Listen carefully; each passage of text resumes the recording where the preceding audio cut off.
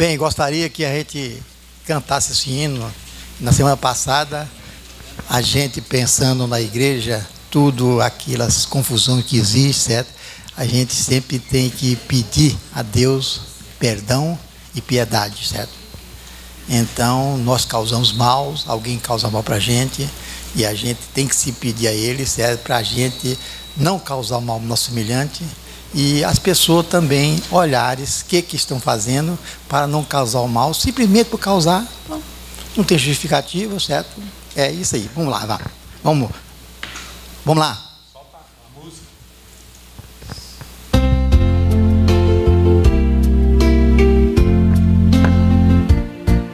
Senhor, tem piedade de nós. Senhor, tenha piedade de nós. Pelo mal que não amei, pelo mal que eu me causei, piedade. Pelo irmão que eu não amei, pelo mal que me causei, piedade. Ó Cristo, tem piedade de nós. Ó Cristo, tenha piedade de nós. Pelo bem que eu não fiz, pela paz que eu não quis, piedade. Pelo bem que eu não fiz, pela paz que eu não quis, piedade. Senhor, tem piedade de nós. Senhor, tenha de nós. Pelo amor que sufoquei, pela vida que matei, piedade. Pelo amor que sufoquei, pela vida que matei, piedade. Aurelino, você trouxe uma novidade aí para nós? Parece? Não, vamos. Hoje nós estamos meio corridos, se você puder vir agora.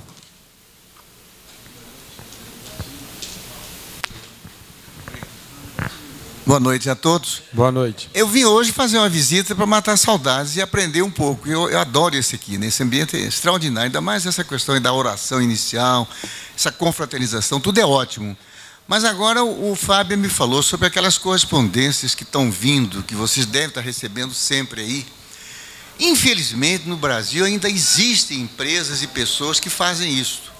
Tem uns que telefonam, tem outros que mandam correspondência, dando um prazo de 48 horas. O Walter também falou, o Zé Walter falou comigo também hoje.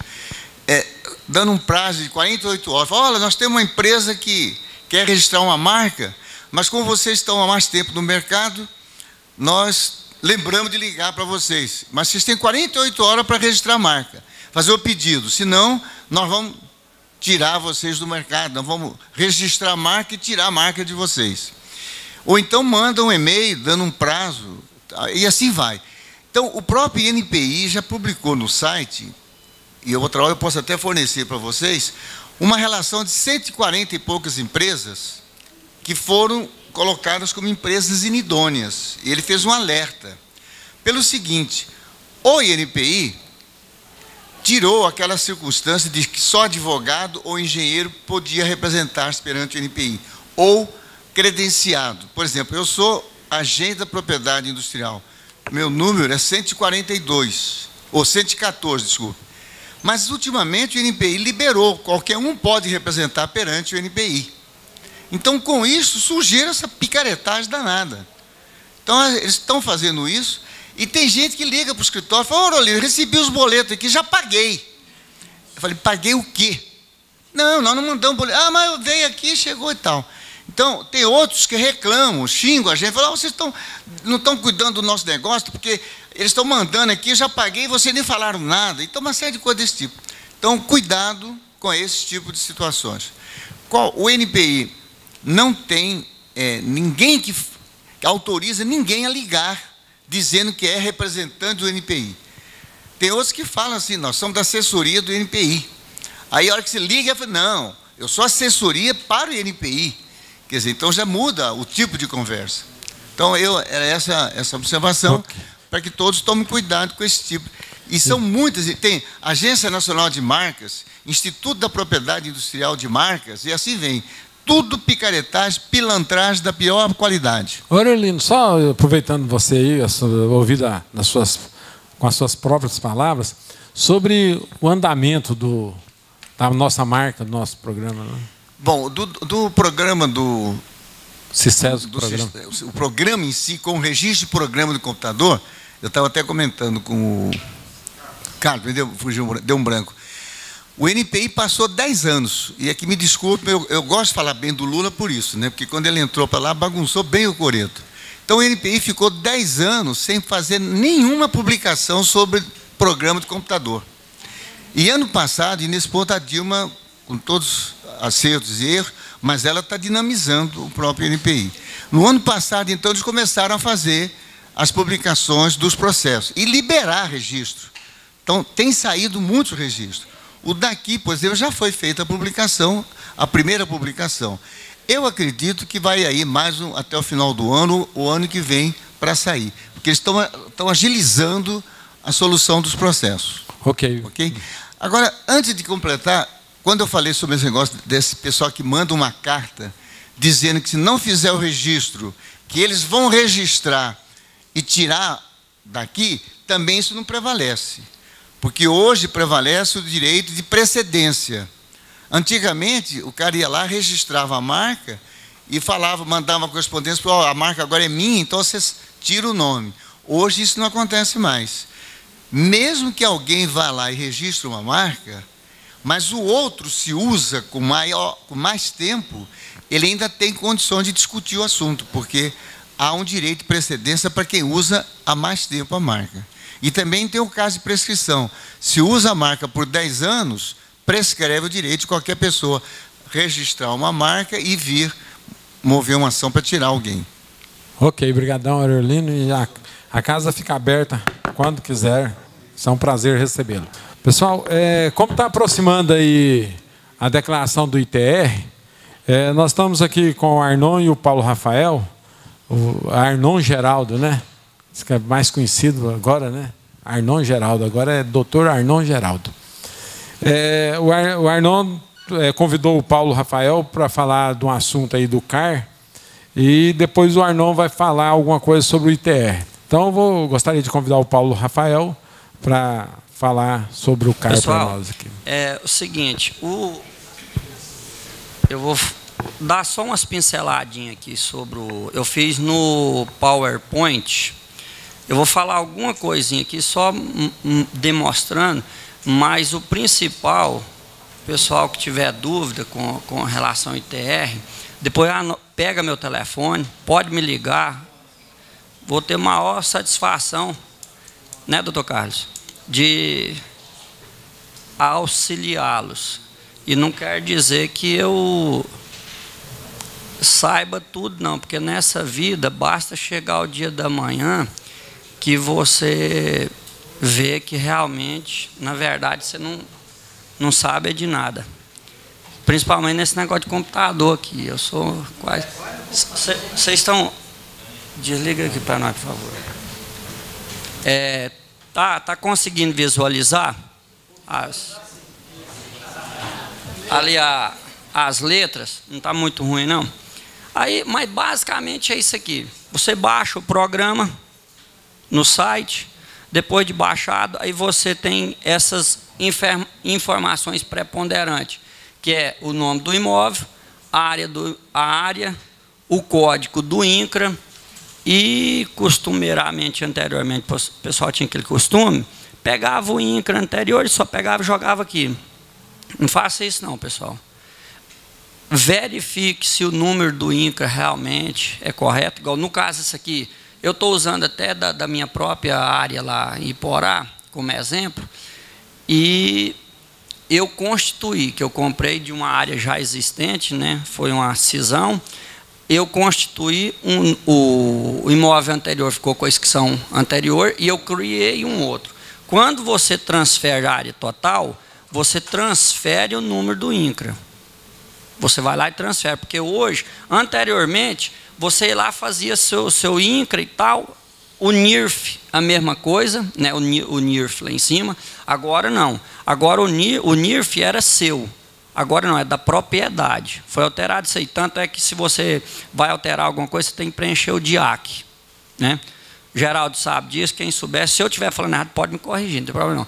Aí esses dados aqui, é relativo, dado do imóvel, e demais. No caso aqui eu coloquei não, porque não houve nenhuma alteração, né? Vou até agilizar a mão um pouquinho, porque o menino tem que falar. Essa aqui é a parte dados do contribuinte, né? Dá todos os dados. Não houve alteração no meu cadastro, né? Se eu, por exemplo, tivesse mudado de endereço, eu tinha que citar aqui. Ele é similar ao imposto de renda, né? E isso tudo aqui, o que vai no ITR, eu estava comentando com o Geraldo, né? Se você faz o ITR, porque às vezes você faz o ITR, lança lá no imposto de renda somente os dados do imóvel e você tem a movimentação e não lança. Tem que lançar a movimentação de gado, isso tem tudo, né?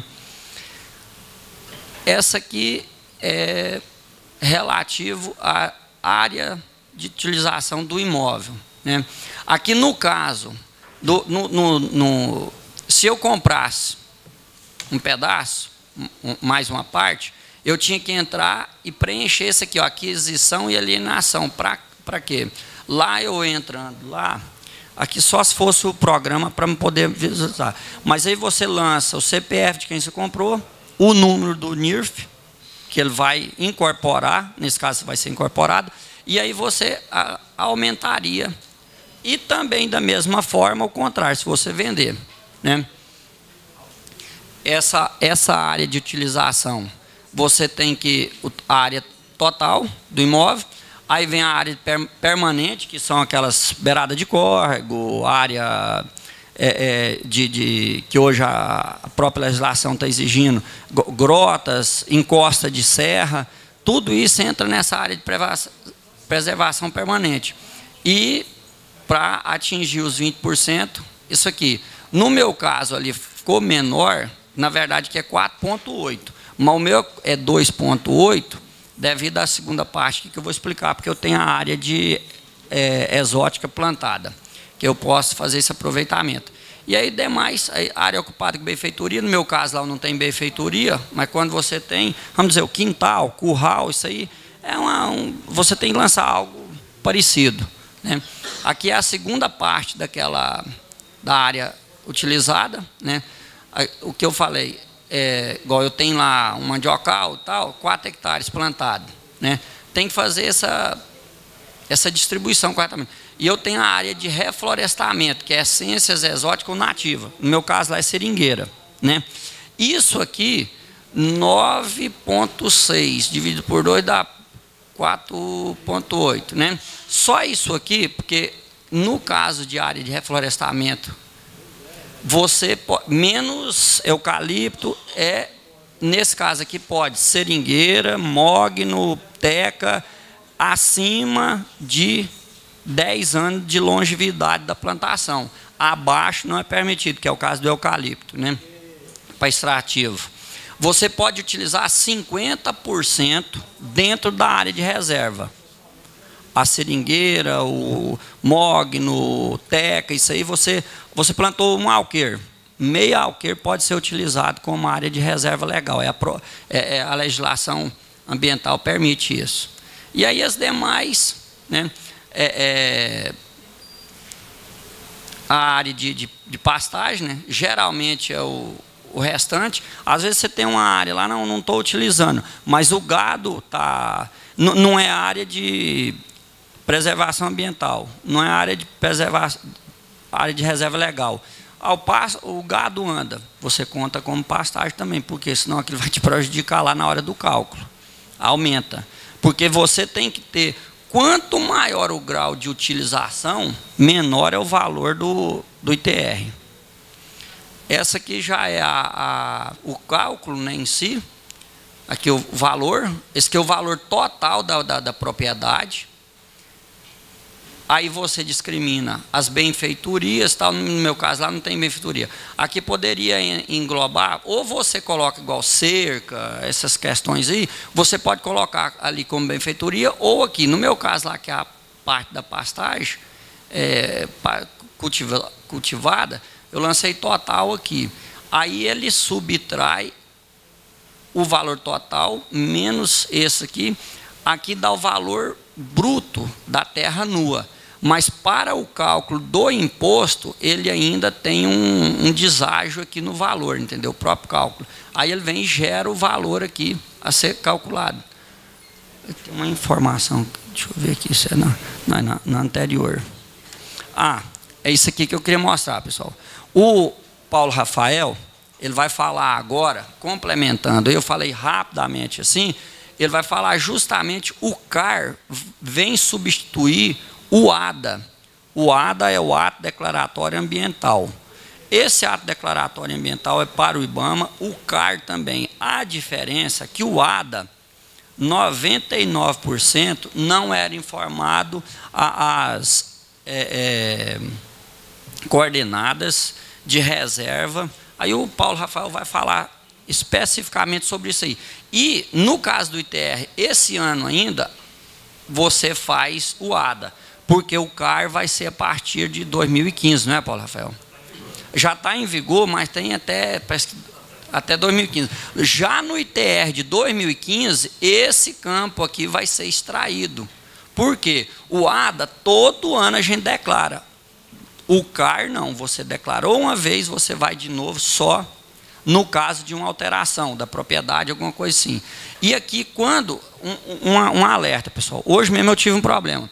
Esse aqui eu peguei esse número do meu anterior, porque o desse ano, a minha senha do IBAMA, porque você quando clica aqui e acessa o site do IBAMA, ele já cai, mas ele cai no Internet Explorer. No Internet Explorer ele não está executando, ele só está executando no Mozilla.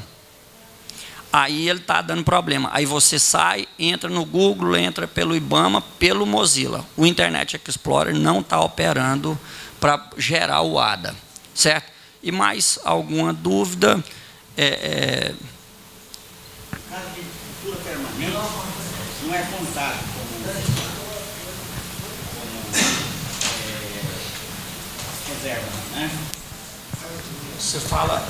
No caso da cultura permanente, laranjal, mangueiral, essas coisas, não é contado como reserva, não.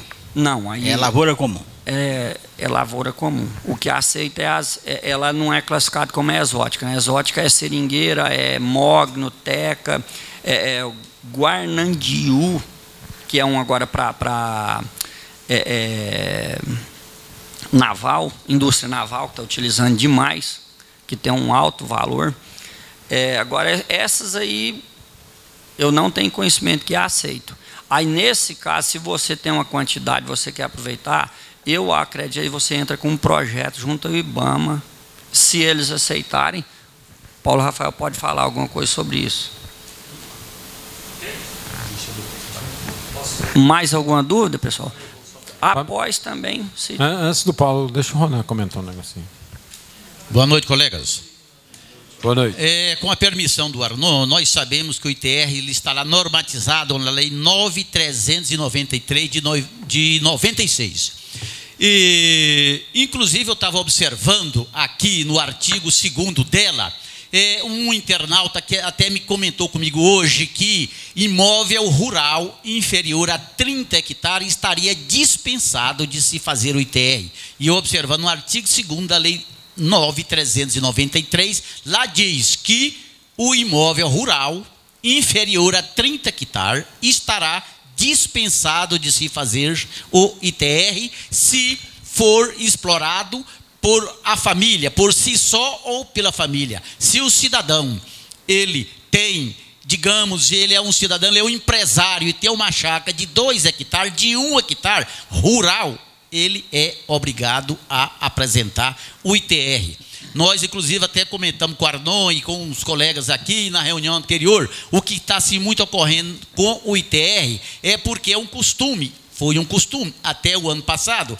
O declarante mencionar lá na sua declaração o valor da terra nua, coloca qualquer um valor, ele coloca, se ele preenche seu ITR para satisfazer, o declarante quer fazer o ITR para satisfazer o seu bolso. E foi dito aqui que a Receita Federal está em convênio com as prefeituras e estão aí retroagindo há 5 anos em cima desses proprietários, desses imóveis que declararam desta forma. Eu tive um exemplo, um cliente que pagou-se o ano passado, ele pagou R$600 do ITR, ele levou para mim o ITR. Eu perguntei para ele qual o valor da sua terra nua.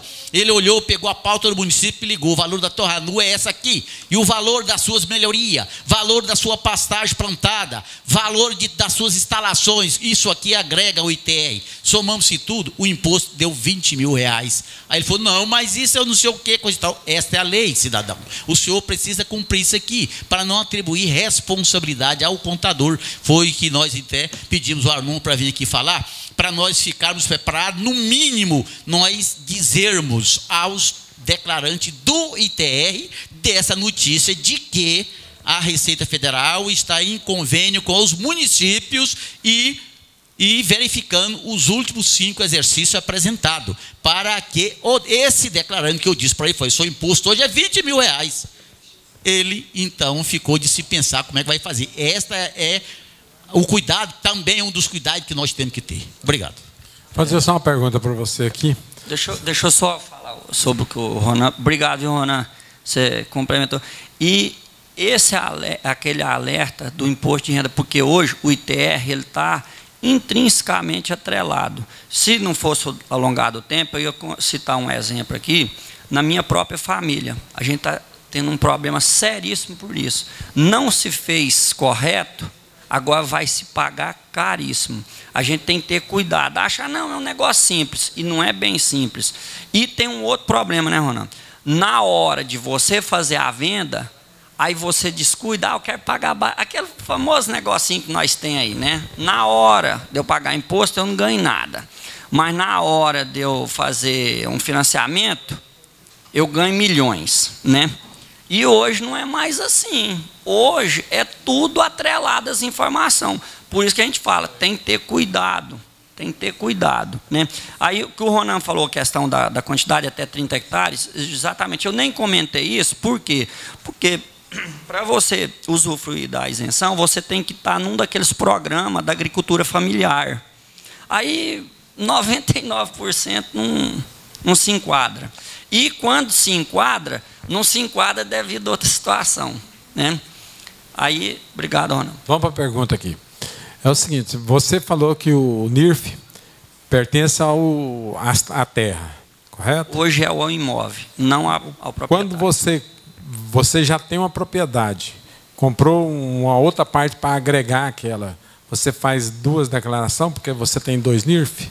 Aí é o seguinte, se você comprou a área total, você vai fazer a alienação junto da sua. E lá tem um campo lá que você informa o número do NIRF. Aí aquele número daquele NIRF, ele vai deixar de existir.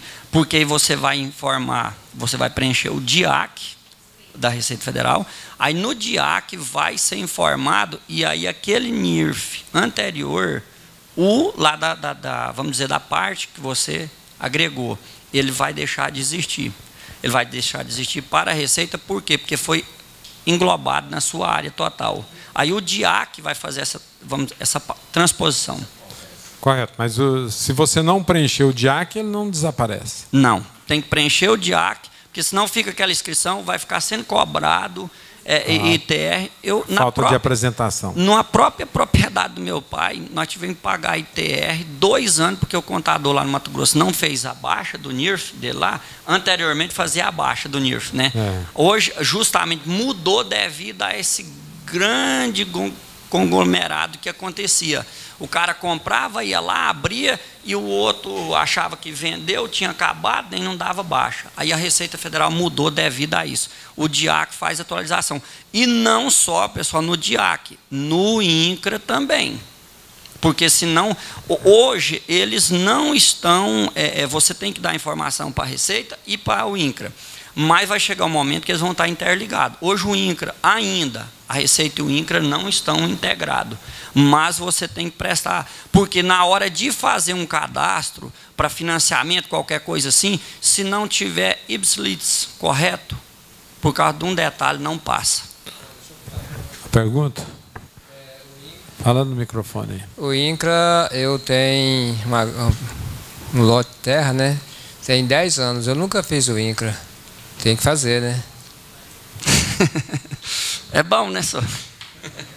Porque também, se uma hora você quiser fazer um financiamento, sem hoje, é básico. Eu não pude, para ter uma noção, eu não pude incluir uma propriedade na hora de fazer o meu financiamento do Banco do Brasil, porque não tinha consolidado, ainda só tinha escritura. Mas eu ainda tinha que resolver o negócio tal.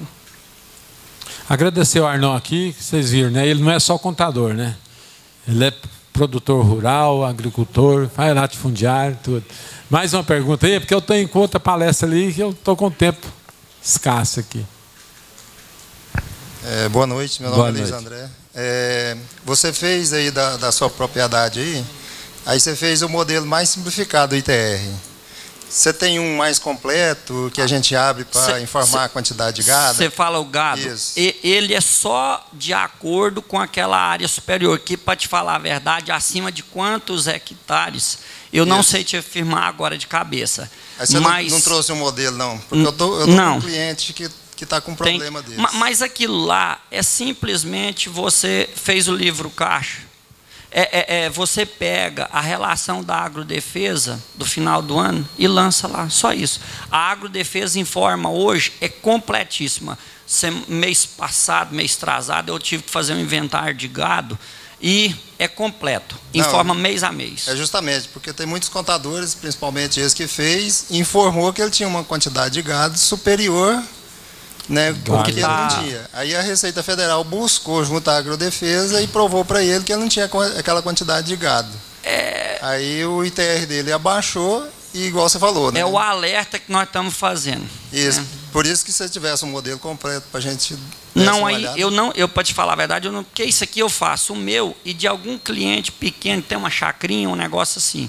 Mas lá, para você fazer lá, aí ele, de acordo com a quantidade de hectare, que vai abrir aquele campo, que é o campo aqui da atividade pecuária, que é só pecuária. Essa aqui, no caso da agricultura, né, plantação, essa aqui informa. Achei até meio, deveria abrir para você ser opcional. Eu não atingi a quantidade de hectare, mas eu posso declarar. Então já fica essa alerta aí para o pessoal que for fazer o ITR. Isso, exatamente. Foi bom, colega. É que a pressa a gente às vezes acaba esquecendo. Fala, Ronan. Rapidamente, colega, aproveitando a oportunidade, fatos que às vezes a gente não observa também com referente ao ITR. O artigo 6º da lei aqui, 9.393. O contribuinte ou seu sucessor comunicará ao órgão local da Secretaria da Receita Federal. Parágrafo 1º. É obrigatória, no prazo de 60 dias, contado de sua ocorrência, a comunicação das seguintes modificações: desmembramento, anexação, direitos hereditários, causa-morte, cessão de direito. Então, quaisquer propriedade que sofrer essas modificações, de qualquer época, 60 dias é obrigado a passar essas informações para a Receita. E muitas das vezes, o profissional, a gente não faz isso, só faz uma vez por ano, em setembro faz o ITR. Marcelino, quer dar um palpite aí da área e tal? Você é mestre no negócio aí. Sobre quantos hectares abre o formulário para o gado lá?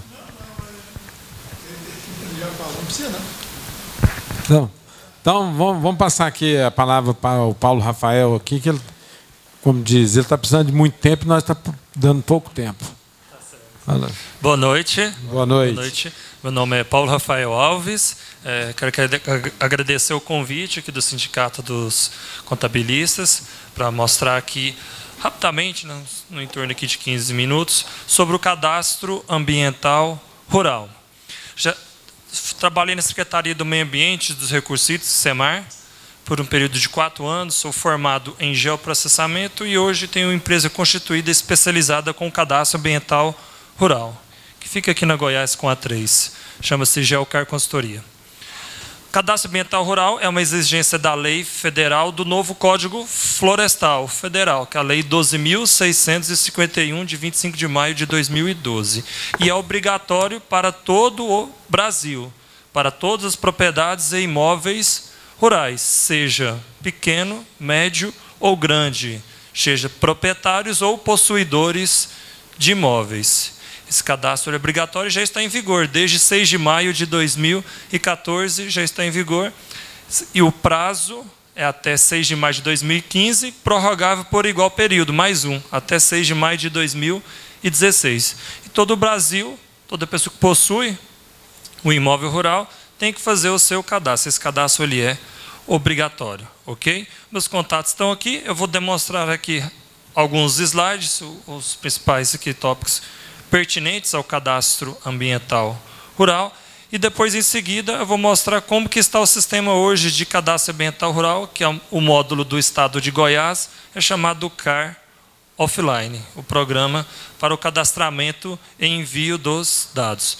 Esse programa é semelhante, não é igual, é semelhante a procedimento de cadastramento do imposto de renda. Primeiro você tem que acessar o site car.gov.br, vou indicar o site em seguida, baixar o programa para o seu computador ou sua máquina, instalar e efetuar todo o preenchimento do cadastro das informações ambientais do imóvel rural. Em seguida, com esse dado todo preenchido, enviar para o Ministério do Meio Ambiente o seu cadastro do seu imóvel rural para obter o certificado, que é chamado recibo de inscrição, que o seu imóvel está cadastrado, e com esse cadastro você pode obter vários benefícios.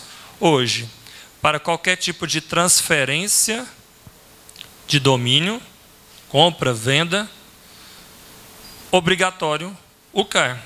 Hoje só é feito registro no cartório de um imóvel, transferência, com o cadastro ambiental rural. Primeiro ponto. Segundo ponto, sobre o cadastro ambiental rural. Financiamento para crédito agrícola. Será obrigatório a partir de 25 de maio de 2017, que é 5 anos após o novo Código Florestal da lei de 2012. Mas alguns bancos já estão antecipando a exigência para o CAR, porque pode antecipar também. E nesse sentido do crédito agrícola para os produtores rurais, é que alguns bancos já estão oferecendo um limite de crédito maior para quem possui o CAR feito, Cadastro Ambiental Rural, e além disso, também juros menores, certo? E o terceiro vínculo que está descrito na lei é licenciamento ambiental. Se aquele produtor rural ele necessita de uma licença ambiental, desmatamento, mineração, etc. Qualquer tipo de licença ambiental, hoje só é feita com o Cadastro Ambiental Rural. Ok? Vou demonstrar aqui primeiro item sobre um curso d'água, por exemplo, os rios, os córregos que todo imóvel, que quase todo imóvel tem. Se eu tenho um curso d'água, ele tem que ser representado, essa informação no CAR. Representado como? Esse dado georreferenciado. Você tem que enviar esta informação, essa representação do curso d'água, onde corre o curso d'água, essa informação georreferenciada. Por exemplo, um curso d'água de até 10 metros. E a respeito dos itens da lei de como representar, no próprio sistema tem uma imagem de satélite que foi adquirida para as pessoas que possuem o programa, que estão fazendo o seu cadastro, declarar estas informações. Por exemplo, um curso d'água de 1,2 metros de largura, de barranco a barranco. Todos aqui, ou quem não sabe, regra geral, a área de preservação permanente, chamado de APP, cursos d'água de até 10 metros de largura, 8 metros, 9 metros, 3 metros de largura, ele tem uma APP de 30 metros para cada lado. É a área de preservação permanente. A faixa vermelha, onde que ele tem que preservar para as duas margens, 30 metros para a esquerda e mais 30 metros para a direita. O que mudou no novo Código Florestal é recomposição mínima exigida.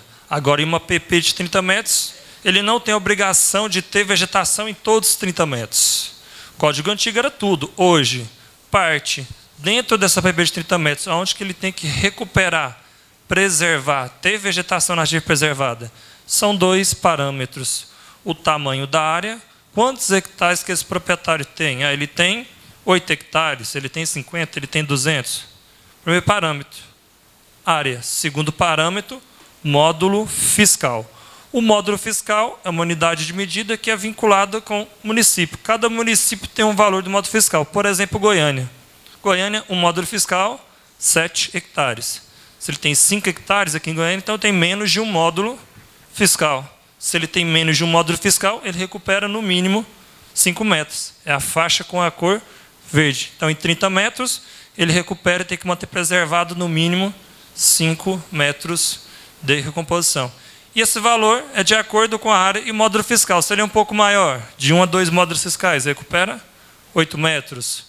De 2 a 4 módulos fiscais, recupera 15 metros. 4 a 10, 20 metros. Acima de 10 módulos fiscais, recupera toda a faixa PP de 30 metros.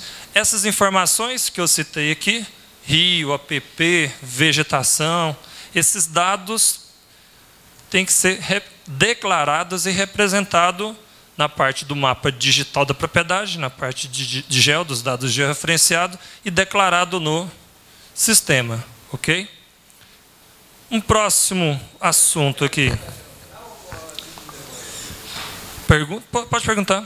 Sobre esses módulos, sobre esse módulo fiscal, como é que eu vou pesquisar, por exemplo? Eu tenho uma área em Pontalina. Como é que eu vejo lá esse módulo fiscal para me ver o que eu tenho que preservar na margem do custo? Pessoal, quem precisar do módulo fiscal, eu tenho um arquivo com todos os módulos de toda a cidade de Goiás. Aí precisou, se não tiver meu e-mail, é só ligar aqui no sindicato. O sindicato tem, eu passo a tabela, é por município. Por exemplo, ele falou que Goiânia é 7, né? Eu até achei estranho o tamanho, mas é lógico, por causa da a área urbana vai lá em Iporá é 30. Na cidade vizinha, eu estava contando o caso aqui, uma propriedade do meu tio pegou 4 alqueires em Iporá e 4 alqueires em Moninópolis. Eu tive que fazer 2 NIRF por causa disso, porque senão os módulos iam dar conflitante, né? Aí quem precisar, só passar um e-mail para mim, eu passo a tabela. Eu tenho lá de Goiás todo. Então, sobre os módulos aí, eu vejo com ele. Agora, igual lá a minha propriedade, só 11 hectares, uma merrequinha. Mas de área permanente, como aí diz que é 30, só que a lei diz 30, mas ele não fala que é cada margem. Isso ainda é mais uma dúvida. Mas vamos supor, 30 metros. Então, de 11 hectares, ficou 4 hectares de reserva permanente e depois mais 2 hectares de reserva legal. Agora, não teria como eu mudar essa reserva permanente? Quer dizer, pelo que eu estou vendo aí, a preservar mesmo, a minha vai diminuir bastante.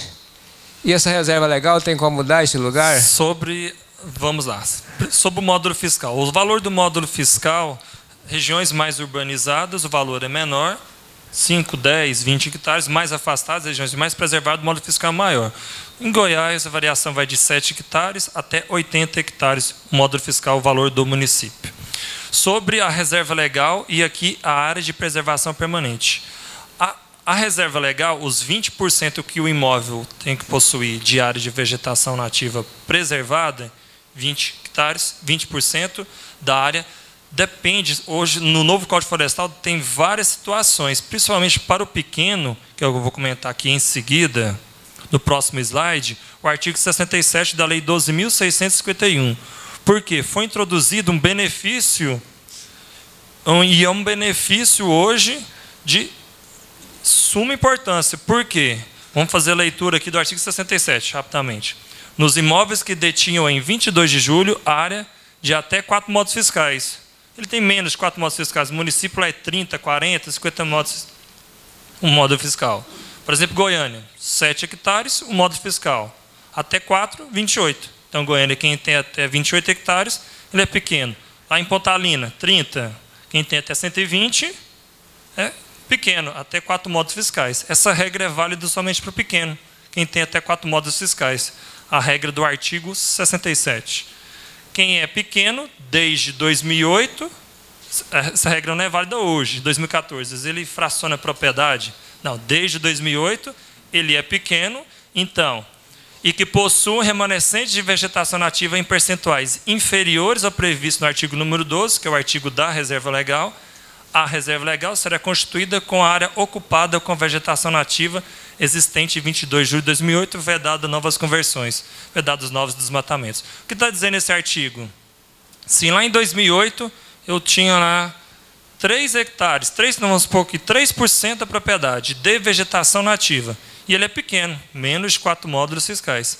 Então, esse proprietário ele não necessita de ter 20% de reserva legal. Seus 3%, que desde 2008 eram os 3% de vegetação nativa, é a sua reserva legal, 3%. E se ele não tem nada, está zerado, não tem mais nenhuma árvore? Se ele não tem nada, já não sobrou nada, desde 2008, anterior a 2008, que ele já está consolidado, então ele não tem reserva legal. É uma primeira caso que foi inserido no novo Código Florestal a desobrigação de reserva legal. Que esse primeiro, o pequeno proprietário, essa regra não é válida para o médio e o grande, acima de 4 módulos fiscais. Se ele não tem vegetação preservada, ele não tem reserva legal. Se sobrou aquele pouco, às vezes esse pouco é menos que 20%, a maioria dos casos. Esse pouco que sobrou é a reserva legal. Desculpe eu interromper. É porque a minha preocupação é porque quando eu adquiri, eu fui obrigado a fazer não sei se... Na época fez 20%, já averbou. E averbou em cartório. Agora, pelo que eu estou entendendo, esse lá eu posso esquecer... Não, agora a situação é a seguinte, são duas, a questão já é da análise ambiental. Porque quem já averbou continua 20%. A regra agora, para quem pode fazer menos do que isso, quem está fazendo pela primeira vez. Quem já fez vai continuar os 20%. Mas aí eu não posso incorporar ela na reserva permanente? A APP pode, agora também tem a possibilidade da sobreposição das APPs com reserva legal. Você pode colocar a sua reserva legal próximo lá dos rios, nascentes, regiões de relevo. Pode inserir a reserva legal sobreposta à APP. Mesmo ela estando demarcada fora da reserva permanente? Agora, não. Agora o seguinte, se já foi averbado, naquele local que está averbado, qual é a possibilidade, quando que muda a reserva legal? Você está querendo mudar a sua reserva legal de um local para outro. Só é possível fazer alteração da reserva legal se aquela área está consolidada. O que é consolidada? Aquela área já foi desmatada, antropizada anterior a 2008. Hoje é pastagem, hoje é agricultura, etc. Está consolidada anterior a 2008. Se está consolidada e eu tenho uma outra local da propriedade que tem um ganho ambiental, é possível inserir aquela área tem uma área de preservação maior, eu posso mudar nesse local que está 20% para uma outra região, desde que esteja consolidado.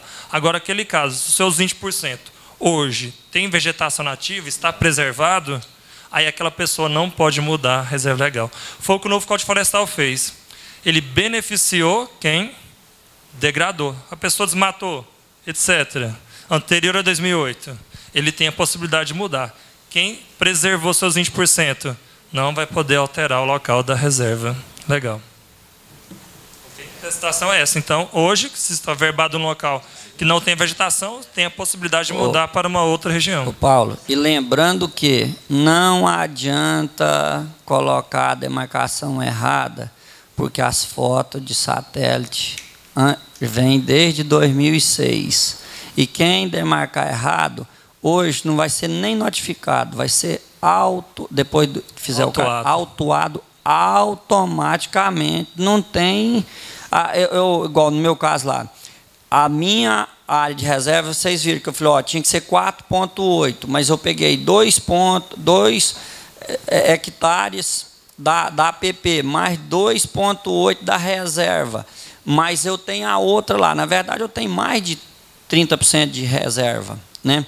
Então, aí você pode fazer a somatória para o pequeno produtor. O grande, acima de 4 módulos, não. E não adianta, não era aqui, eu vou marcar ali agora. Cuidado, porque a foto de satélite denuncia. Você gosta do microfone demais. Então, nesse sentido, só enfatizando a questão da reserva legal, se pode mudar ou não, primeiro tem que fazer um diagnóstico, um estudo de como está essa reserva legal. Hoje possui vegetação ou se não possui. Se não possui, tem a possibilidade de mudar. Se tem vegetação hoje, não é possível. Ok? E aqui, só citando aqui os valores de reserva legal para o Brasil, são 3 valores de porcentagem. Lá no bioma Amazônia, toda a região de verde escuro, que você está aqui no próximo slide, verde escuro, bioma Amazônia, todos os estados do bioma Amazônia, 80% da área.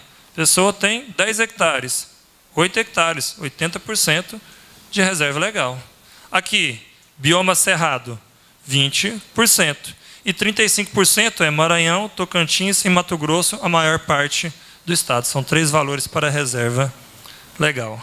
Ok? Então, representado aqui no estado de Goiás, por exemplo, 10 hectares, ele tem que preservar 2 hectares como reserva legal. E nessa reserva legal, com vegetação nativa preservada. Ok? Mapa de reserva legal no Brasil. Toda essa região dos estados do bioma Amazônia, 80%. Goiás, maior parte, 20%. E aqueles 3 estados, 35%. Ok? Tem algumas curiosidades de comentar aqui a respeito da reserva legal em área urbana. Aqueles casos de loteamento, tinha reserva legal verbada. Após o parcelamento do uso do solo, essa reserva legal ele está extinta, após o loteamento. Em seguida, quem está isento de reserva legal? Poder público. Abastecimento público de água, tratamento de esgoto, rodovias, ferrovias, oleoduto, mineroduto, linha de transmissão. Poder público está isento de RL, reserva legal. Sobreposição de reserva legal com o APP. Posso colocar os 20% da reserva legal em APP, naquela faixa de 30 metros do rio, da nascente, relevo, veredas, etc. Mas, cuidado nesse item, porque na proposta de reserva legal, o local onde você vai definir 20%, porque hoje que eu estou vendo no Brasil, já ministrei curso em 8 estados do Brasil, as pessoas prestaram atenção nesse item de colocar reserva legal na APP, que é um benefício. Ok, é um benefício, mas não se atentaram para um item que está descrito após, tem lá uma vírgula. Vedado, conversão de novas áreas para uso alternativo do solo. Aonde que é essa área? Todo o imóvel rural. Se ele colocou 20%, uma área de, vamos supor que 10 mil hectares, ele colocou 20% em APP, colocou aqui 3, 4% desses 20% da reserva legal em APP, seja dos diversos tipos de APP que uma propriedade pode possuir. Ele bloqueou todos os seus 10 mil hectares de novo desmatamento com rendimento lenhoso. Então, essa sobreposição ela só é interessante quando na propriedade já não tem nenhum outro remanescente de vegetação nativa. Já não sobrou árvore nenhuma, já está tudo desmatado, tudo aberto. É interessante. A melhor proposta é inserir reserva legal ali próximo de rios, nascentes. Ok.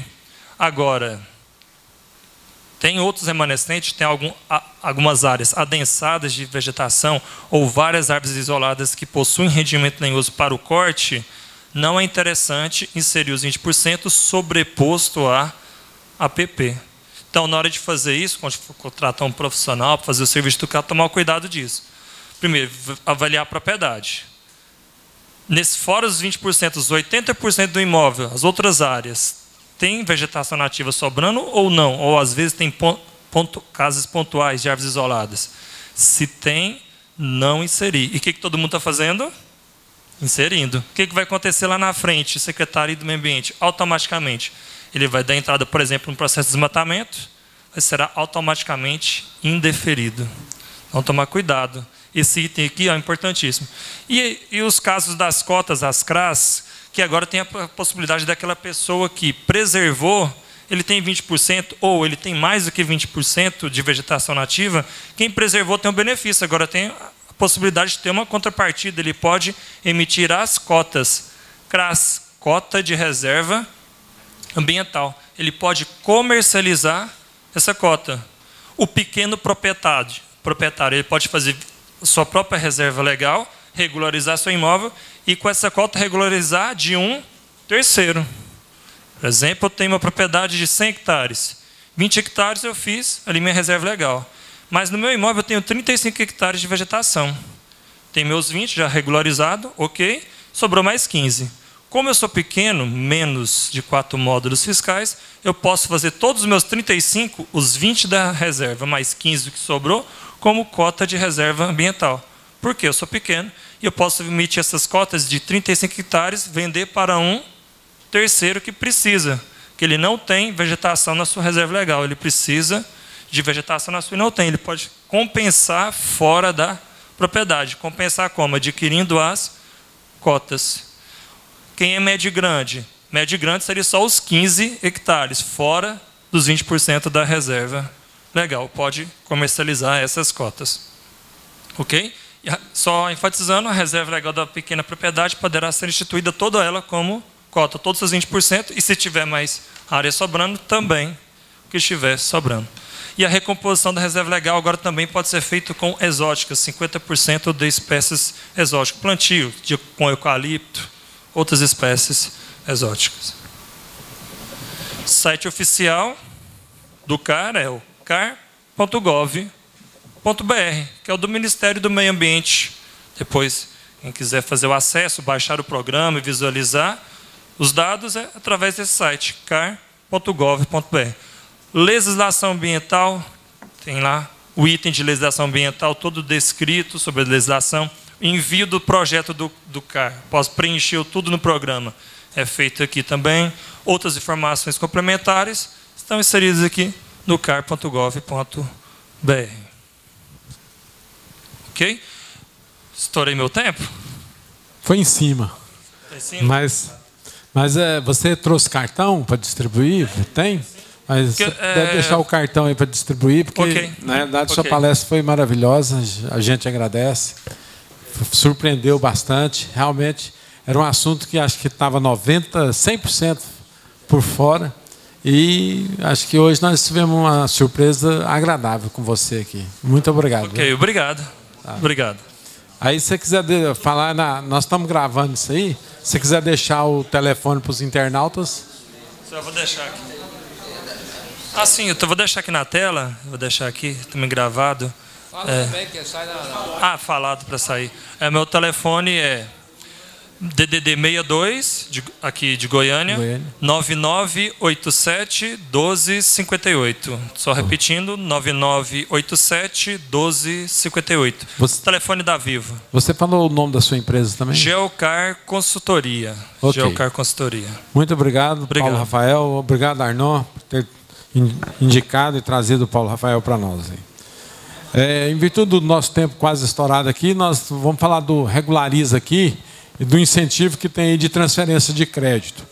Para isso, nós tem o nosso consultor Pimenta, que está aqui para trazer as novidades para nós também.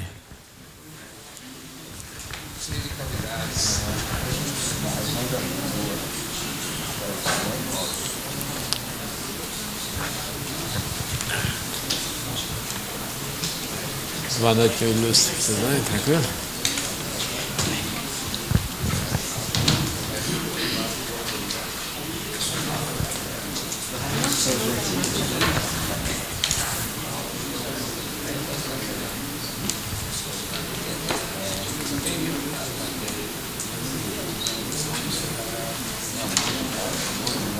Vou tirar esse trem do Everaldo aqui.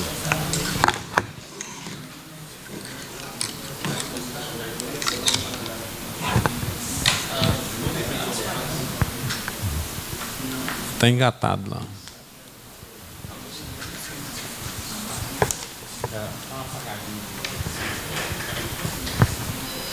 Boa noite a todos. Peço desculpa por ter chegado nessa hora, mas é porque eu tinha um outro compromisso também que eu não conseguia desmarcar. E aí tentar conciliar as duas agendas foi um pouco meio complexo. Na verdade, eu vim apresentar para vocês, não vim falar necessariamente sobre o programa Regulariza em si, por quê? Porque o programa como um todo, ele já foi apresentado, até vocês tiveram o privilégio de estar aqui pessoalmente, o próprio secretário da Fazenda apresentando. E eu posso até adiantar, já que eu tenho participado de várias reuniões, em várias instituições, até agora eu vi o secretário vindo só aqui falar sobre o programa. Não vi. Ele não foi, não vi ele no Conselho Regional, não vi em outra instituição. Especificamente, eu vi o secretário da Fazenda vindo aqui só no órgão de vocês. Então, isso realmente mostra o respeito que ele tem pela classe. Fico muito feliz por isso. Né? Agora, o que nós viemos apresentar para vocês, foi a respeito de um simulador que nós criamos aqui para o sindicato, que possa facilitar os cálculos da adesão ao Regulariza. Como vocês sabem muito bem, o programa Regulariza é um programa hoje do Estado de incentivo para poder se quitar débitos relacionados ao ICMS. Sejam débitos que já estejam em dívida ativa ou não. Isso é independente, inclusive parcelamentos. Mas para poder se aderir ao programa, existe toda uma metodologia de cálculo. Eu vou ser bem sério com vocês, como criador do simulador, fazer esses cálculos na mão é praticamente impossível. É praticamente impossível. É extremamente complexo. Eu não vou nem falar a palavra complexo no sentido de dificuldade de cálculo, mas é muito detalhe. É muito detalhe. O que a Secretaria da Fazenda fez? A própria Secretaria da Fazenda criou um simulador dela, fica dentro do site, e só o contador tem acesso, através da sua senha. Só que isso gera uma certa ressalva. Por quê?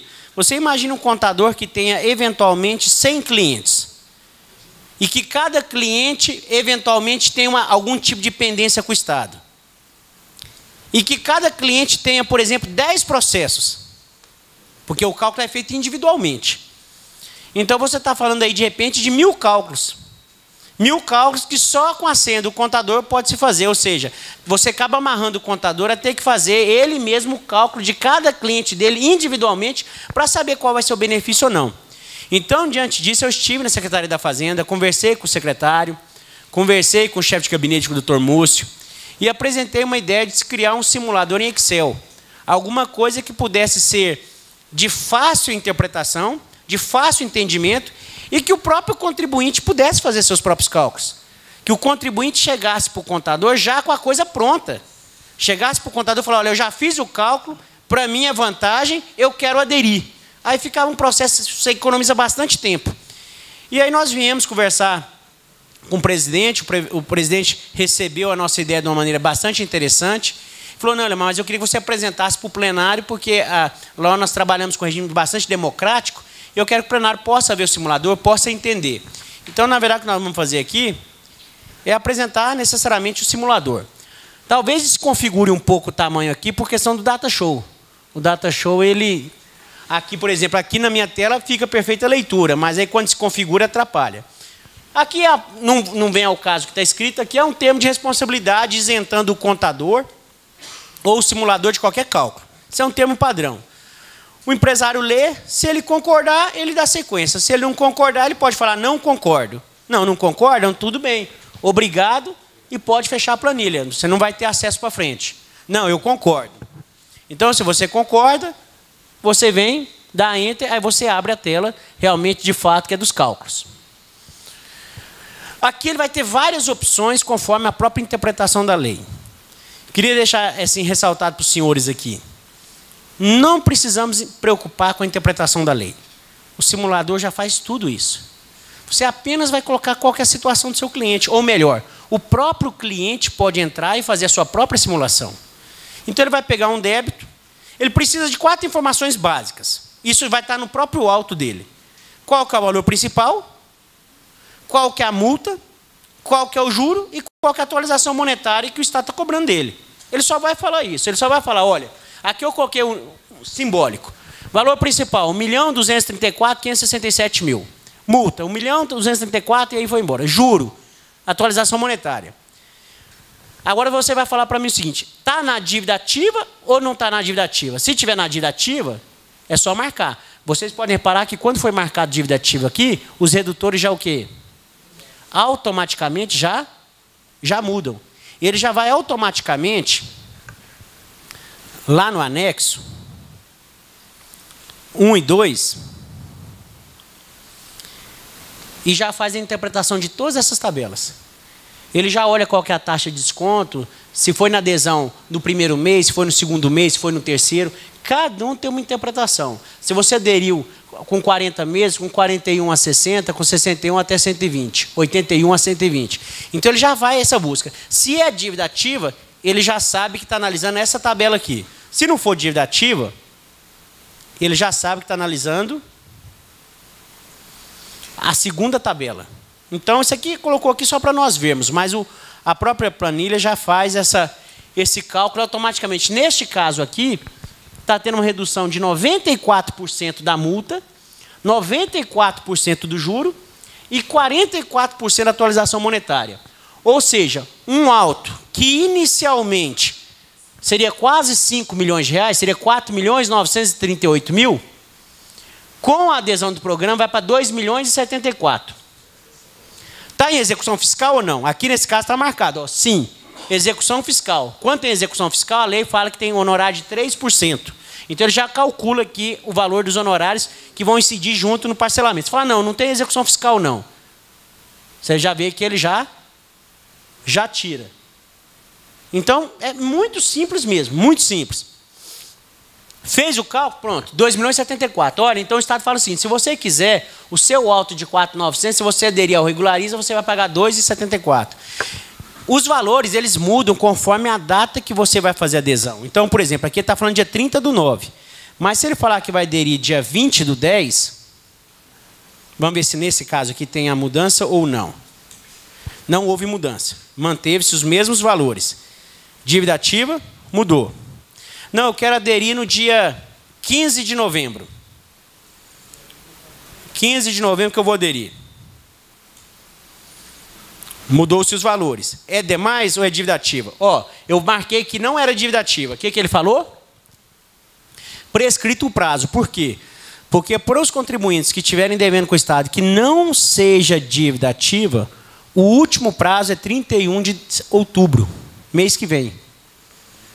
Então, para quem não está na dívida ativa, para quem tem débito com o Estado que ainda não foi para a dívida ativa, o último prazo para ele aderir é dia 31 próximo.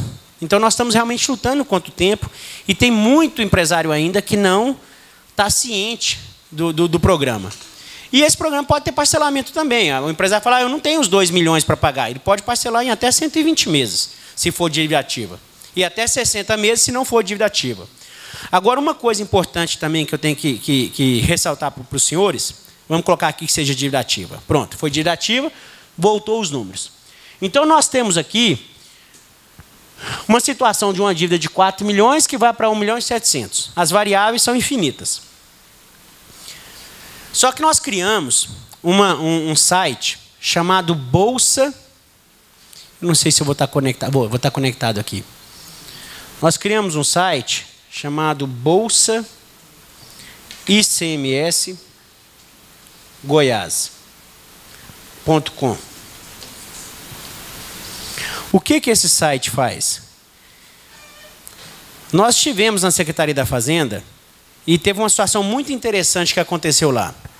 É do interesse do Estado que o máximo possível de empresários façam adesão ao programa. Por quê? Porque a adesão no programa fala da seguinte forma, se você for fazer pagamento à vista, você pode, inclusive, fazer o pagamento com créditos de ICMS transferidos de terceiros. Ou seja, de uma maneira bem simples, aquele empresário que inicialmente tem uma dívida de quanto? Inicialmente, quase 5 milhões. Está parecendo produto de 1,99, né? Quase 5 milhões. O Estado fala que ele pode quitar com quanto? Com 1.700.000. Mas o Estado, de maneira excepcional, eu não lembro de uma outra situação que aconteceu igual está acontecendo agora, o Estado permite que você transfira créditos de terceiros, adquire crédito terceiro. Então, você pode ir numa empresa que eventualmente tenha crédito acumulado, e tem atividades que acumulam crédito, e você pode comprar crédito dela. Então, eu posso ir numa empresa e falar o seguinte, olha, você tem 1.700.000 de crédito acumulado? Ele fala, tenho. Não, então eu quero comprar de você, porque para você não serve para nada, vai ficar só o quê? Só acumulando, só acumulando. Eu compro. E aí é uma prática normal de mercado de negociação. O que tem se praticado no mercado hoje é um deságio de 50% a 60%. Essa é a prática de mercado. Ou seja, vamos arredondar, 50%. Você pode ir lá comprar 1.700.000 da empresa e pagar para ela 800 mil reais. Para ela é excelente. Ela pega 800 mil no caixa que ela não tinha.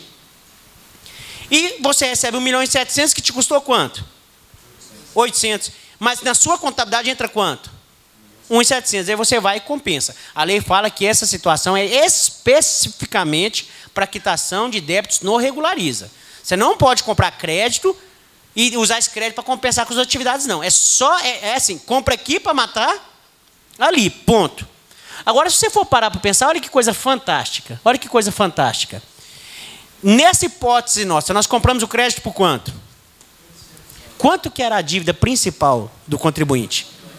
Não, a principal, só o principal. 1.200.000. Ele vai acabar quitando menos que o próprio imposto que ele devia.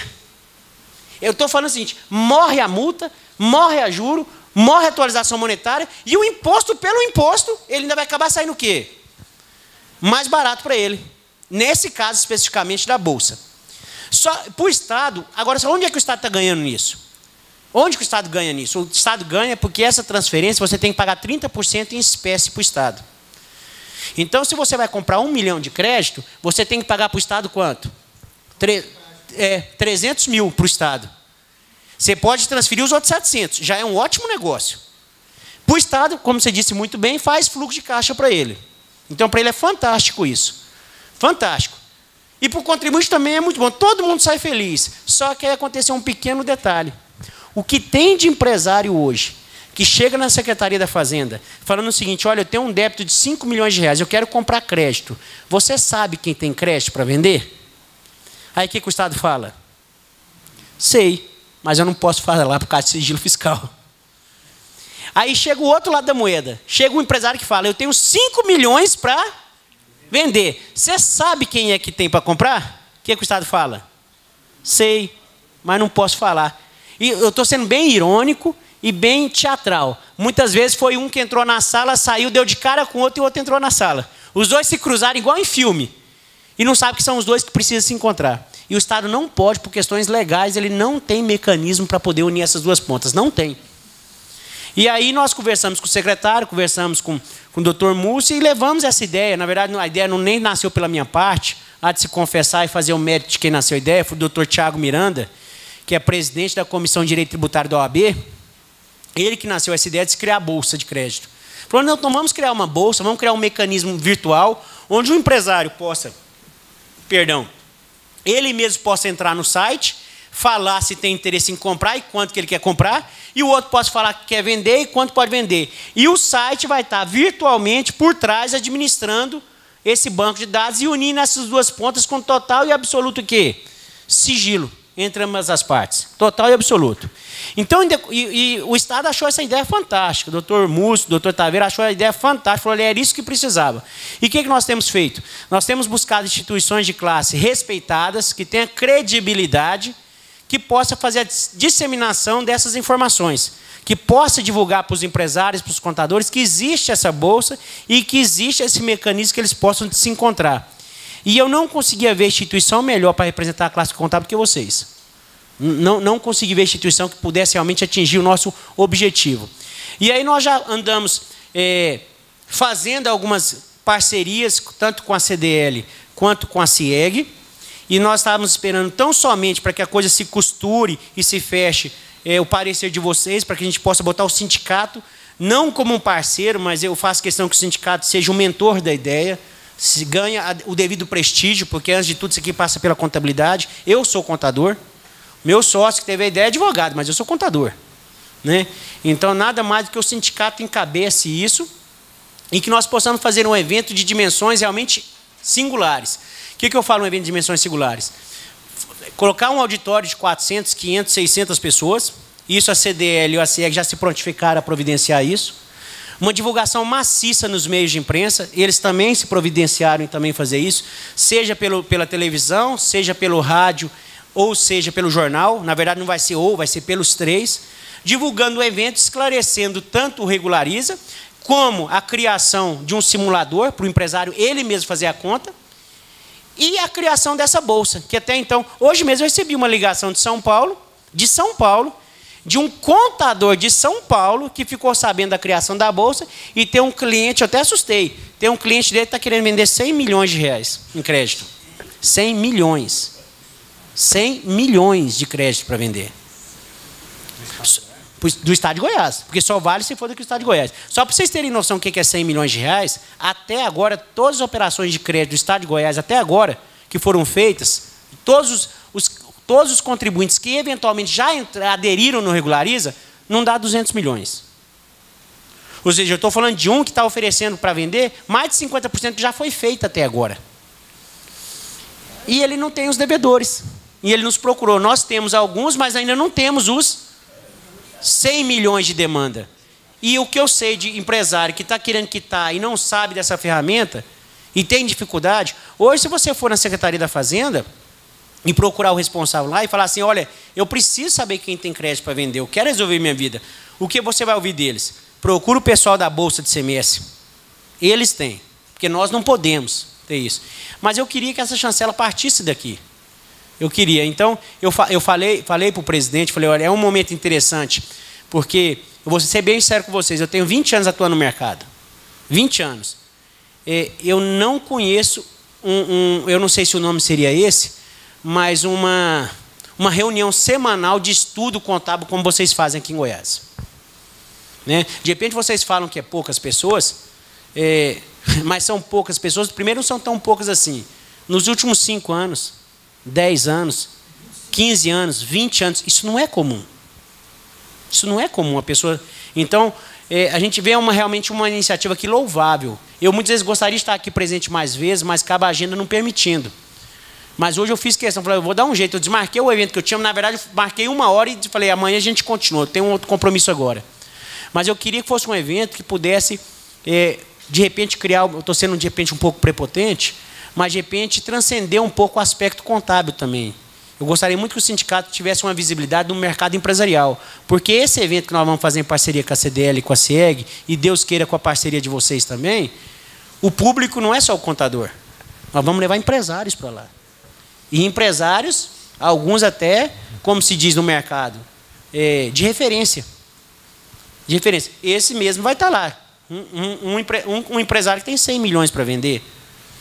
Então, eu quero que o sindicato esteja encabeçando isso. Eu quero que o sindicato comece a ter a visibilidade como merece ter também.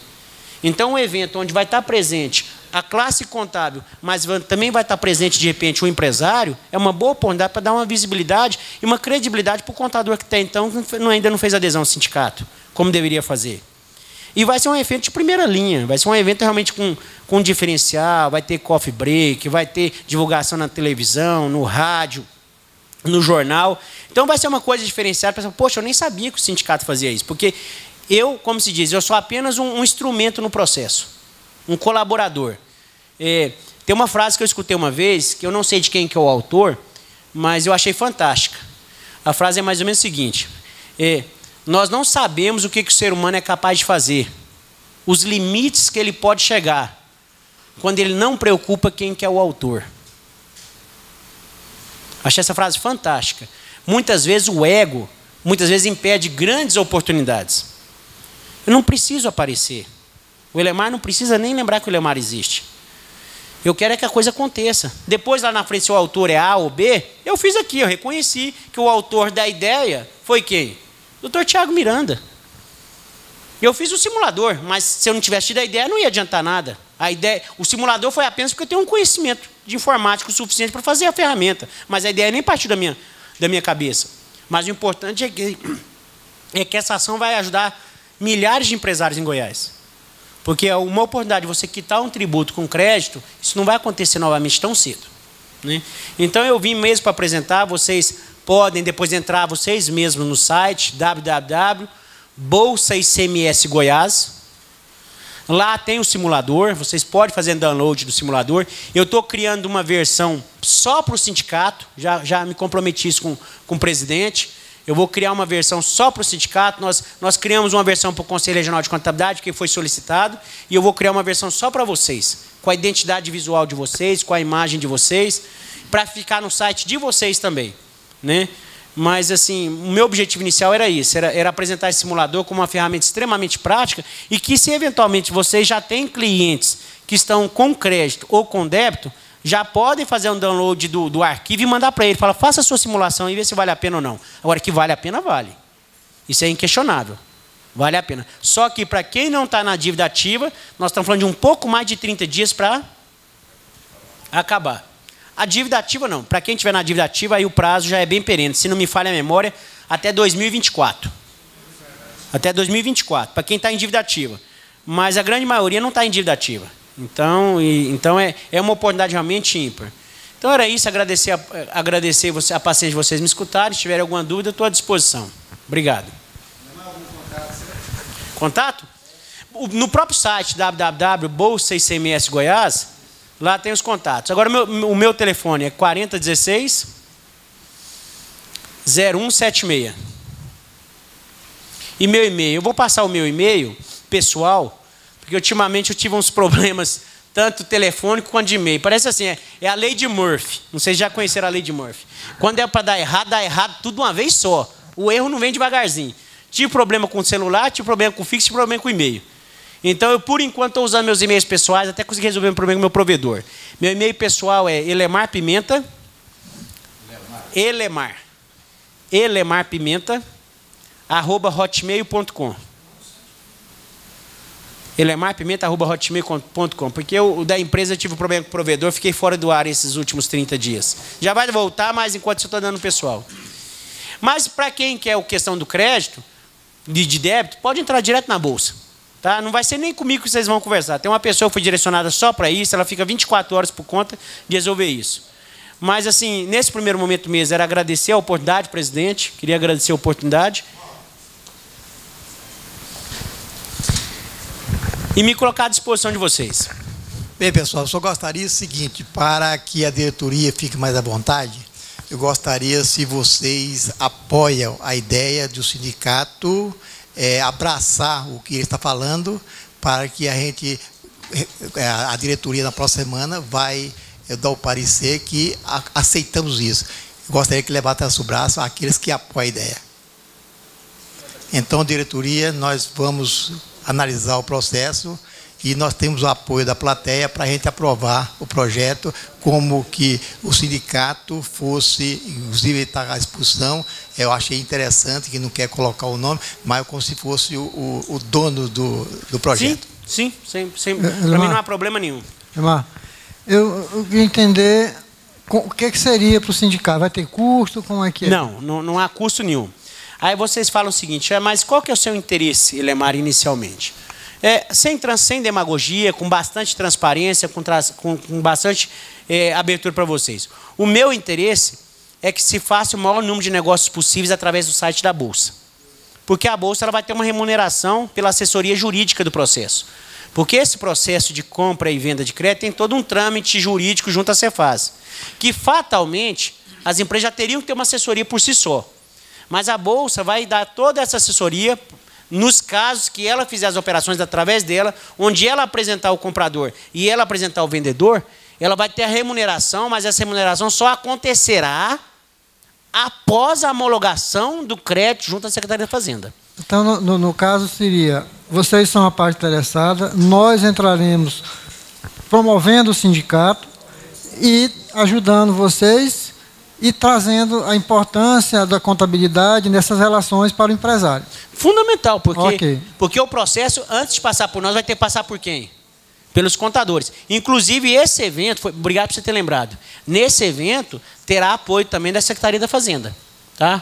A Secretaria da Fazenda também estará apoiando o evento junto à CDL, à CIEG e ao sindicato. Inclusive, tem uma pessoa hoje aqui que teve que ir embora, ele falou que tem 300 mil e não sabe para onde que ia vender isso. Aí eu pergunto, você falou assim que tem uma pessoa que tem 100 mil, então ele pode vender para 10? Pode. Esse, por exemplo, que tem 100 milhões, apesar que existe débito de 100 milhões em Goiás, parece que não, mas existe. Mas ele pode fazer centenas de operações, até ele exaurir esse crédito dele. Pode vender 1 milhão para um, 500 mil para outro, 200 mil para outro. Enquanto ele tiver crédito na contabilidade dele, ele pode ir vendendo. Não é uma operação só, não. Pode fazer quantas forem necessárias. Esse de 300 pode comprar 50 de um, 60 de outro, 10 de outro. É uma operação normal. Uma operação normal. Deixa eu Ronan. Sim, Ronan. Elemar, você abonou o que aconteceu comigo recentemente no escritório. Chegou lá um executivo bem apresentado, foi chegando e me perguntou se eu conhecia alguma empresa que tinha crédito a vender. Eu olhei para ele, mas o senhor foi indicado aqui no meu escritório? Não, eu passando por aqui, eu não sei onde eu procuro. Eu falei, eu acho que você deve procurar as entidades e classes. Como? Conselho de Contabilidade, a CIEG, por aí. Você disse isso. A outra colocação. Nós estamos vivendo assim uma época difícil de escolha de candidato, aquelas pessoas capazes. E você é o meu candidato, eu gostaria de saber o seu número.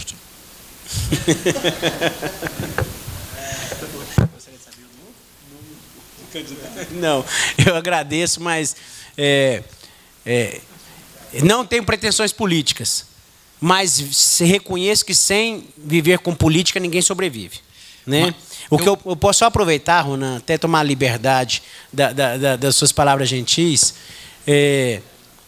Não vou fazer nenhum tipo de apologia partidária. Só vou pedir o seguinte: não nos abstenhamos de escolhermos. Porque quando nós decidimos votar em branco ou anular nosso voto, nós não mudamos a realidade, nós apenas delegamos a um terceiro fazer a escolha por nós. Só isso, porque alguém vai ser eleito, você gostando ou não. Então vamos fazer o seguinte: se de repente a gente não consegue ver bons candidatos, vamos votar no menos ruim. Já é um bom caminho, mas não vamos nos abster da responsabilidade de tentar escolher alguma coisa. É um processo, né? Mas não tenho pretensões, não. Obrigado pelas palavras. Mas nós procuramos dizer com isso, Elimar, que você demonstrou a sua capacidade, a sua grande humildade, uma das maiores virtudes do homem. Obrigado, obrigado. Sim. Sim. Essas empresas que estão disponibilizando o crédito para vender, e você acabou dizendo aí que vai ser homologada, né? Vai ter um processo. Sim, sim. Então ele vai abrir a empresa dele para uma auditoria, né? A Cefaz vai auditar pelo menos os últimos 5 anos para validar esses créditos, não vai? Pergunta sua interessante. O Estado só vai auditar o crédito que for colocado à disposição para venda. Só esse. Então vamos supor que esse cliente que está, esse contribuinte me procurou oferecendo 100 milhões para vender. É só esses 100 milhões que vão ser auditados. Porque nós temos que entender o seguinte: de repente, eu entendi, de repente, deixa eu entender, pode criar um receio por parte do empresário querer trazer o fisco para dentro do seu estabelecimento. Exato. Olha, eu sei que o fisco tem uma certa predisposição para quê? Para fiscalização. Mas não é a ideia nesse momento. Se o Estado, nesse momento de fragilidade entre ambas as partes, for para esse lado, o programa não vai ser um sucesso. Concordam comigo? Então, nesse momento, a última coisa que o Estado quer fazer é caçar encrenca com o contribuinte, seja com o devedor ou seja com o credor. Senão ele não recebe os 30% dele. Eu estou falando de uma coisa prática. A fiscalização vai ser apenas para saber se aquele crédito não é apenas um crédito contábil. Está só no papel, de fato. Se ele tiver validade, o Estado homologa ele e pronto. E eu queria aproveitar, presidente, só para encerrar, dentro desse gancho que ele me perguntou, o seguinte: por que nasceu a Bolsa? A Bolsa não foi nem com objetivos comerciais. O doutor Tiago Miranda nasceu essa Bolsa porque, infelizmente, vocês já conhecem isso muito bem. Toda vez que o Estado nasce com algum tipo de operação onde pode se aproveitar crédito, há pouco tempo atrás eram os precatórios. Nasce uma enxurrada de gente falando que sabe quem tem para vender e quem tem para comprar. Uma enxurrada de intermediários, que muitas vezes não tem nada. É alguém que conhece alguém, que conhece alguém, que conhece alguém, que é amigo de alguém, que tem 100 milhões para vender. No final da história, o que acontece? Não há venda. Não há venda. Um empresário que tem 100 milhões, ele quer uma operação segura, uma operação séria, que não dê dor de cabeça para ele. Então, isso tem que ter o quê? Tem que ter, no mínimo, ele que está interessado em vender, o outro que está interessado em quê? Em comprar, e no máximo um assessor de cada lado para dar assessoria jurídica. Não é mercado de especulação imobiliária, né? Então a Bolsa nasceu com esse objetivo, de eliminar esses intermediários que, infelizmente, não estão buscando o sucesso da operação, mas apenas ganhar dinheiro. Oportunistas de mercado. Então, por isso que nasceu a Bolsa, com o objetivo de unir essas duas pontas sem ter esses intermediários no meio do caminho. Ô Cícero, não se iluda não, que você está sendo monitorado todos os dias, você não sabe disso não? Então, se você pega um crédito, certo, vai olhar só o crédito. E se esse crédito seu não é legal, é claro que não vão deixar você vender ele, não. Tá? O mercado hoje está praticando em torno de 50% a 60% de deságio. É essa a prática do mercado. Tem alguns casos, por exemplo, quinta-feira ligaram para nós: eu estou querendo 10 milhões para vender, estou tendo 10 milhões para vender. Tá, o senhor está querendo quanto? Eu quero 80%. Eu fui bem claro para ele, falei: com esse valor o empresário vai preferir o quê? Parcelar, ué. Ele vai preferir parcelar o débito, ele tem 120 meses para pagar. Ele só vai arranjar dinheiro para pagar à vista se for economicamente o quê? Viável. Se o senhor está com essa intenção de 80%, já fala para o senhor, esquece. Esquece. Vamos falar em 50%, 60% e olha lá. E olha lá. Quem tem precatório também vale? Não. Quem tem precatório. O funcionário público, por exemplo, tem precatório. Ele pode vender esse crédito? Não. Os créditos serão apenas as operações oriundas da operação de mercancia normal da empresa.